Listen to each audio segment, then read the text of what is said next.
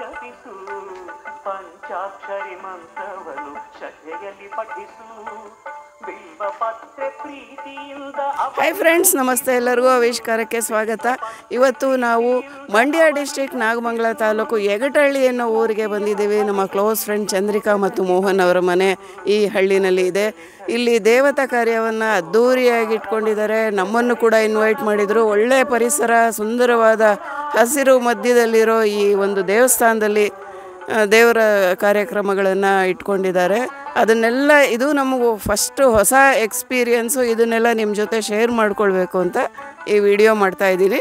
ಬನ್ನಿ ಈಗ ನೋಡೋಣ ಕಾರ್ಯಕ್ರಮಗಳನ್ನು.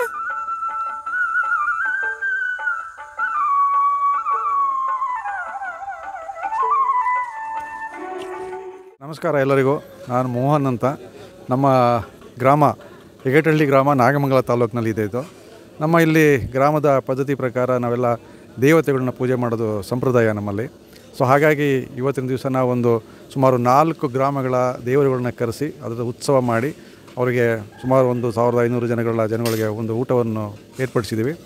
ಇದರ ಏನು ವಿಶೇಷ ಅಂತಂದರೆ ನಾವೆಲ್ಲ ಗ್ರಾಮ ದೇವತೆಗಳನ್ನ ಪ್ರತಿ ವರ್ಷ ಪೂಜೆ ಮಾಡೋದು ನಮ್ಮ ಒಂದು ಸಂಪ್ರದಾಯ ಹಳ್ಳಿಗಳಲ್ಲಿ. ಸೊ ಹಾಗಾಗಿ ಅವತ್ತಿನ ದಿವಸ ಎಲ್ಲ ನಮ್ಮ ಸಂಬಂಧಿಗಳು, ಅಕ್ಕ ತಂಗಿಯರು, ಅಣ್ಣ ತಮ್ಮಂದಿರುಗಳು, ಎಲ್ಲ ಮಕ್ಕಳು ಮರಿಗಳು ಎಲ್ಲ ಒಂದು ಸಮಾಗಮ, ಎಲ್ಲರೂ ಒಂದು ಒಟ್ಟಿಗೆ ಸೇರೋ ಒಂದು ಅವಕಾಶ ಒಂದು. ಸೊ ಹಾಗಾಗಿ ಇವತ್ತಿನ ದಿವಸ ಈ ಒಂದು ಕಾರ್ಯಕ್ರಮವನ್ನು ಇಟ್ಕೊಂಡಿದ್ದೀವಿ ಇಲ್ಲಿ. ಇದು ನಮ್ಮ ಹಳ್ಳಿಯ ಒಂದು ಏನು ವಿಶೇಷತೆ ಅಂತಂದರೆ, ಪ್ರಾಬಲಿ ನೀವು ಭಾಳಷ್ಟು ಜನಕ್ಕೆ ಆಶ್ಚರ್ಯ ಆಗುತ್ತೆ. ಕೇವಲ ಒಂದು 22 ಮನೆ ಇರತಕ್ಕಂಥದ್ದು ಒಂದು ಹಳ್ಳಿ ಇದೆ ಅನ್ನೋದು ನಿಮಗೆ ಒಂದು ಆಶ್ಚರ್ಯ ಆಗ್ಬೋದು. ನಮ್ಮ ಹಳ್ಳಿನಲ್ಲಿ ಇನ್ನೂ ಇವತ್ತಿನವರೆಗೂ ಸಹ ಒಂದು ಶಾಲೆ ಇಲ್ಲ, ಪೋಸ್ಟ್ ಆಫೀಸ್ ಇಲ್ಲ, ಅಂಗಡಿ ಇಲ್ಲ, ಯಾವುದೇ ಥರದ ಒಂದು ಕಮರ್ಷಿಯಲ್ ಆ್ಯಕ್ಟಿವಿಟೀಸ್ ಇಲ್ಲದೇ ಇರತಕ್ಕಂಥ ಒಂದು ಇದು ಹಳ್ಳಿ ಇದು. ಸೊ ಈ ಒಂದು ರಿಮೋಟ್ ಇವತ್ತಿಗೂ ಒಂದು ಪೋಸ್ಟ್ ಆಫೀಸ್ ಇಲ್ಲ. ನಾವೆಲ್ಲ ಶಾಲೆಗೆ ಹೋಗ್ಬೇಕಂತ ಸುಮಾರು 1.5-2 ಕಿಲೋಮೀಟರ್ ನಡ್ಕೊಂಡು ಹೋಗ್ತಾಯಿದ್ದೆ ಅಂತ ಇವತ್ತಿಗೂ ನಡ್ಕೊಂಡು ಹೋಗ್ತಾರೆ, ನಾವಿದ್ದಾಗಲೇ ಅಲ್ಲ. ಸೊ ಹಾಗಾಗಿ ಇದೊಂದು ತುಂಬ ಕುಗ್ರಾಮ ಅಂತ ನಾನು ಹೇಳ್ಬೋದು. ಸೊ ಆದ್ರೂ ಇವಾಗೆಲ್ಲ ಒಂದು ಲೇಟೆಸ್ಟ್ ಅಂತಂದರೆ ಇವಾಗೆಲ್ಲ ಬೆಳೆ ಪದ್ಧತಿಗಳು ತುಂಬ ಜಾಸ್ತಿ ಆಗಿದೆ. ಮೊದಲೆಲ್ಲ ಮಳೆ ಆಶ್ರಯದಲ್ಲಿ ಬೆಳೆಗಳನ್ನ ಬೆಳೀತಾ ಇದ್ವಿ, ರಾಗಿ, ಜೋಳ ಅಂಥದ್ದು. ಇವಾಗೆಲ್ಲ ಒಂದು ಡೆವಲಪ್ಡ್ ಪರಿಸ್ಥಿತಿಯಲ್ಲಿ ಎಲ್ಲ ಹೇಮಾವತಿ ನೀರು, ಬೇರೆ ಬೇರೆ ಕ್ಯಾನಲ್ ನೀರುಗಳೆಲ್ಲ ಬಂದಿದೆ. ಹಾಗಾಗಿ ಅಡಿಕೆ, ತೆಂಗು ಮತ್ತು ಕಮರ್ಷಿಯಲ್ ಕ್ರಾಪ್ಸ್ ಲೈಕ್ ವೆಜಿಟೇಬಲ್ಸು ಇದೆಲ್ಲ ಅದನ್ನು ಶುರು ಮಾಡಿದ್ದಾರೆ. ಇವಾಗ ಸ್ವಲ್ಪ ಒಂಚೂರು ಡೆವಲಪ್ ಆಗಿ ಕಾಣುತ್ತೆ, ಸ್ವಲ್ಪ ಗ್ರೀನ್ರಿಯಾಗಿ ಕಾಣುತ್ತೆ ಇವಾಗ. ಏನಕ್ಕೆ ಅಂತಂದರೆ ಇದೆಲ್ಲ ಚಾನಲ್ಗಳ ನೀರು ಬಂದಿರೋದ್ರಿಂದ. ಸೊ ಮೊದಲು ಈ ಹಳ್ಳಿ ಈಗ ಪರೇಶ್ ಮಂಜುಳಾ ಅವರು ತೋರಿಸ್ತಾರಲ್ಲ, ಇವಾಗ ಈ ಥರ ಇರಲಿಲ್ಲ ಈ ನಮ್ಮ ಹಳ್ಳಿ. ಇದು ಭಾಳ ಒಂದು ಬೆಂಗಾಡ್ ಅಂತ ಹೇಳ್ಬೋದಿತ್ತು. ಇವತ್ತಿಗೆ ಥ್ಯಾಂಕ್ಸ್ ಟು ಗೌರ್ಮೆಂಟ್ ಸ್ಕೀಮ್ಸ್ಗಳು, ನೀರಾವರಿ ಪದ್ಧತಿಗಳು ಇಂಪ್ರೂವ್ ಆಗಿರೋದ್ರಿಂದ ಈ ಒಂದು ಗ್ರೀನರಿಗೆ ಬಂದಿದೆ ಅಂತ ಹೇಳ್ಬೋದು. ಸೊ ಈ ಒಂದು ಕಾರ್ಯಕ್ರಮಕ್ಕೆ ನಾವೆಲ್ಲ ನನ್ನ ಎಲ್ಲ ಸ್ನೇಹಿತರುಗಳು, ಸಂಬಂಧಿಕರುಗಳು ಎಲ್ಲ ಇನ್ವೈಟ್ ಮಾಡಿದ್ದೀವಿ. ಅದರೊಳಗೂ ನಾನು ಮೊದಲು ಕರ್ನಾಟಕ ಮಿಲ್ಕ್ ಫೆಡರೇಷನ್ ಕೆಲಸ ಮಾಡ್ತಾಯಿದ್ದೆ. ಆ ಸಂದರ್ಭದಲ್ಲಿ ಇರ್ತಕ್ಕಂಥ ಫ್ರೆಂಡ್ಸ್ಗಳು ಎಲ್ಲರೂ ಇದ್ದಾರೆ, Ramachandra, Paresh, Prakash. So Prakash and family, Paresh and family. So ತುಂಬ ಜನ ಬಂದಿದ್ದಾರೆ. ನಮ್ಮದು ಒಂದು ಸಾಧಾರಣ ನಾನು KMF ಬಿಟ್ಟೆ ಸುಮಾರು 35 ವರ್ಷ ಆಯಿತು. ಆದ್ರೂ ಯಾವ ಮೇಂಟೈನ್ಡ್ ಅವರ ರಿಲೇಷನ್ಶಿಪ್, ಫ್ರೆಂಡ್ಶಿಪ್ಪನ್ನು ಮೇಂಟೈನ್ ಮಾಡಿದ್ವಿ. ಅವರೆಲ್ಲರೂ ಬಂದಿದ್ದಾರೆ. ಹಾಗೆ ನಮ್ಮ ಲಯನ್ಸ್ ಸ್ನೇಹಿತರು ಕೆಲವರು ಬಂದಿದ್ದಾರೆ, ರಾಮಚಂದ್ರ, ಗಿರಿಧರು, ರಾಜಶೇಖರಯ್ಯ, ಇನ್ನೂ ತುಂಬ ಜನ ಬಂದಿದ್ದಾರೆ, ಇನ್ನೂ ಬರ್ತಾಯಿದ್ದಾರೆ. ಸೊ ಹಾಗಾಗಿ ಎಲ್ಲ ನನ್ನ ಬ್ರದರ್ಸ್ಗಳು, ನನ್ನ ದೊಡ್ಡಣ್ಣ ದೇವರಾಜು, ನನ್ನ ತಮ್ಮದಿರಿಬ್ಬರು, ತಮ್ಮಣ್ಣ ಮತ್ತು ಚಂದ್ರು, ಇನ್ನೊಬ್ಬ ತಮ್ಮ ಶಂಕರ್ ಅಂತ. ಸೊ ಎಲ್ಲ ನನ್ನ ಬಾಮೈದಿರಿಬ್ಬರು, ಗೋವಿಂದರಾಜು, ಪುಟ್ಟರಾಜು, ನಮ್ಮ ಭಾವ ರಾಮು, ಆಮೇಲೆ ನಮ್ಮ ಸೋದರ ಮೋಹನ್ ಮಗ ಮೂರ್ತಿ. ಹೀಗೆ ಎಲ್ಲರೂ ಒಂದು ಒಟ್ಟಿಗೆ ಸೇರ್ತಕ್ಕಂಥ ಒಂದು ಅವಕಾಶ ಇದು. ಸೊ ಹಾಗಾಗಿ ಈ ಒಂದು ಎಲ್ಲ ಗ್ರಾಮ ದೇವತೆಯನ್ನು ಪೂಜೆಯನ್ನು ನಾವು ಮಾಡ್ತಾಯಿದ್ದೀವಿ. ಸೊ ಇದು ಸುಮಾರು ಇವತ್ತು ಸಾಟರ್ಡೆ ಇದೆ. ಇವತ್ತು ಎಲ್ಲ ದೇವರುಗಳ ಆಗಮನ, ಎಲ್ಲ ಮೆರವಣಿಗೆ ಉತ್ಸವ ಇರುತ್ತೆ. ಎಲ್ಲ ಮದ್ದು ಗುಂಡು, ಪಟಗಳು ಕುಣಿಯೋದು, ಸಾಮಾನು ಕುಣಿಯೋದು, ಇನ್ನೂ ಹಲವಾರು ಕಾರ್ಯಕ್ರಮಗಳಿರುತ್ತೆ. ನಾಳೆ ಬರ್ತಕ್ಕಂಥ ಜನರಿಗೆ ನಾನ್ ವೆಜ್ ಊಟ ಸುಮಾರು 1500 ಜನಕ್ಕೆ ಊಟದ ವ್ಯವಸ್ಥೆ ಮಾಡಿದ್ದೀವಿ. ಇದು ನಮ್ಮ ಗ್ರಾಮದ ಒಂದು ವಿಶೇಷತೆ.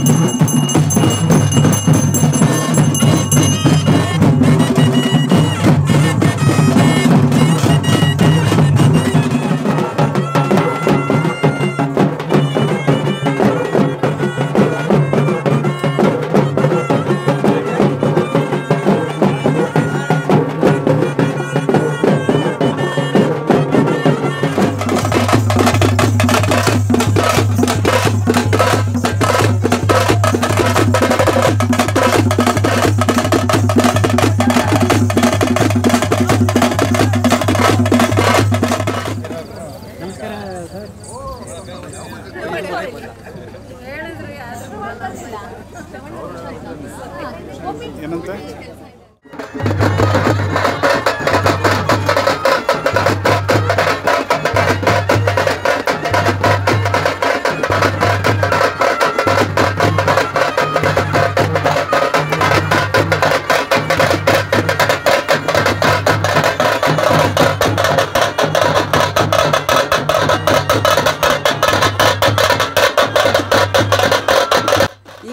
4 ಗ್ರಾಮ ದೇವತೆಗಳನ್ನು ಕರೆಸೋ ವ್ಯವಸ್ಥೆ ಆಗಿತ್ತು.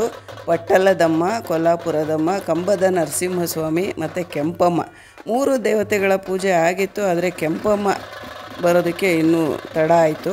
4 ದೇವರುಗಳನ್ನ ಪೂಜೆ ಮಾಡಿ ಸಿಂಗರಿಸಿ ದೇವಸ್ಥಾನದಿಂದ ಮನೆಯವರೆಗೂ ಮೆರವಣಿಗೆಯಲ್ಲಿ ಕರ್ಕೊಂಡು ಹೋಗಬೇಕಾಗಿತ್ತು. ಆದರೆ ಕೆಂಪಮ್ಮ ದೇವಿ ಬರದೇ ಇರುವ ಕಾರಣದಿಂದ ಎಲ್ಲ ಲೇಟಾಗುತ್ತೆ, ಇನ್ನೂ ಮನೆಯಲ್ಲಿ ಪೂಜೆ ನೈವೇದ್ಯ ಎಲ್ಲ ಆಗಬೇಕು, ಹಾಗಾಗಿ ಮೆರವಣಿಗೆ ಹೊರಡಿಸೋಣ ಅಂತ ಡಿಸೈಡ್ ಮಾಡಿದರು. ಹಾಗೆ ಹೊರಟರು ಕೂಡ. ಆದರೆ 3 ದೇವತೆಗಳು ಮೆರವಣಿಗೆ ಹೊರಡೋದಕ್ಕೆ ವಿರೋಧ ಮಾಡಿದರು. ಹೇಗೆ ಅಂದರೆ ಒಂದೊಂದು ದೇವರನ್ನು 4 ಜನ ಹೊತ್ತಿದ್ರು. ಅವರು ಮುಂದೆ ಹೊರಟ್ರೆ ಹಿಂದೆ ಕೆಳೀತಾ ಇತ್ತು, ಒಂದು ಹೆಜ್ಜೆ ಕೂಡ ಮುಂದಕ್ಕೆ ಹೋಗೋಕ್ಕಾಗಲಿಲ್ಲ. ತುಂಬಾ ಆಶ್ಚರ್ಯ ಆಯಿತು ನಮಗೆಲ್ಲ ಇದನ್ನು ನೋಡಿ. ಎಷ್ಟೋ ಜನ ಇದನ್ನೆಲ್ಲ ಮೂಢನಂಬಿಕೆ ಅಂದ್ಕೊಳ್ಬೋದು, ಆದರೆ ಇದನ್ನು ನಾವು ಪ್ರತ್ಯಕ್ಷವಾಗಿ ನೋಡಿದ್ವಿ. ಅದರಿಂದ ದೇವರುಗಳನ್ನು ಅಲ್ಲೇ ಕೆಳಗಿಳಿಸಿ ಇನ್ನೊಂದು ದೇವರು ಬರೋವರೆಗೂ ಕಾಯಬೇಕಾಗಿ ಬಂತು. ಮುಂದೆ ನಿಜವಾಗಲೂ ಮೆರವಣಿಗೆ ಹೊರಡ್ತಾ ಹೇಗೆಲ್ಲ ಆಯಿತು ಕಾರ್ಯಕ್ರಮ ಅನ್ನೋದನ್ನು ನಮ್ಮ ಮುಂದಿನ ವಿಡಿಯೋನಲ್ಲಿ ನಿರೀಕ್ಷಿಸಿ ಫ್ರೆಂಡ್ಸ್. ಮುಂದಿನ ವಿಡಿಯೋದಲ್ಲಿ ಮತ್ತೆ ಸಿಗೋಣ. Thank you.